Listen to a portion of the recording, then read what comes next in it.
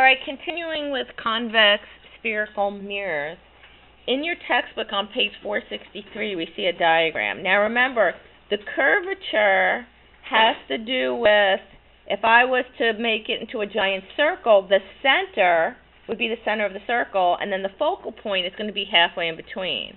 So when we look at this, when we do ray diagrams, when it goes inside the mirror, on the other side, not the reflecting surface, on the other side, we draw the lines as dashed lines. And this is the way they do it in the book, and that's standard. Sometimes I don't do it because I know on this side that they're going to be dashed, but that might help you. So let's look here. Here's an object, and it's placed in front of this convex mirror. So line number 1 goes parallel and then through F, right?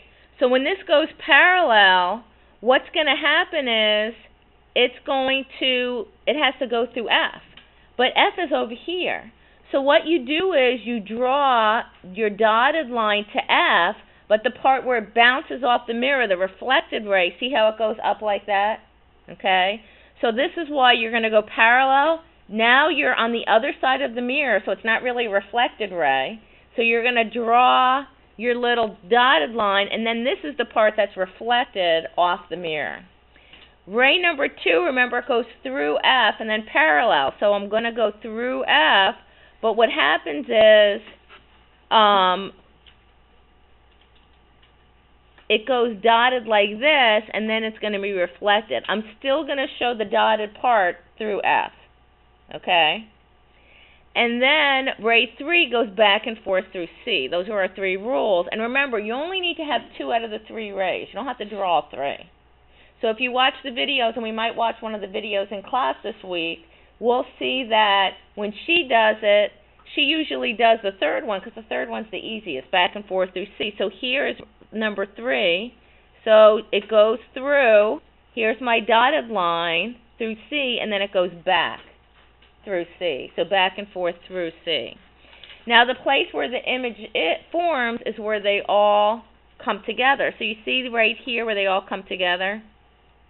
Now this image I see is smaller, and the thing about it is I want to show you right now the difference of our sign convention between concave and convex, because this is the essence of doing these problems mathematically correctly. So yesterday with concave, remember, our 2 frame of references are our principal axis, because we measure up and below, right? So up is positive, down is negative, just like our standard Cartesian sign convention, right? The difference is, okay, when you're looking here, do you see how with concave, the center of curvature is here? This is the side where the light rays are going to reflect off, right? So I called this way positive, and I called this way negative. Now look here. With convex, my sign convention is still the same. This is positive and this is negative. But when I draw the circle, do you notice how the center is on the other side? Do you notice the focal point? Because if I was going to take this mirror, and do you see how I used the highlighter to show the reflecting surface? If I was to extend this as a circle, because that's why it's called the center of curvature. Do you see how the center of the circle is on the other side? So when you're doing problems mathematically with convex mirrors, do you see how the center of curvature, the focal point, these are always going to be negative, and the images are always going to be on this side? And we know that for convex, they're always upright, virtual, and smaller. So if they give you a problem and they give you DI, this always has to be negative. So these 3 values are always going to be negative for convex. But do you see why? You have to see this, because me telling you the words doesn't mean anything. It all has to do when you form your circle. This is the center, which is on the other side, and this is also on the other side. And this makes sense, doesn't it?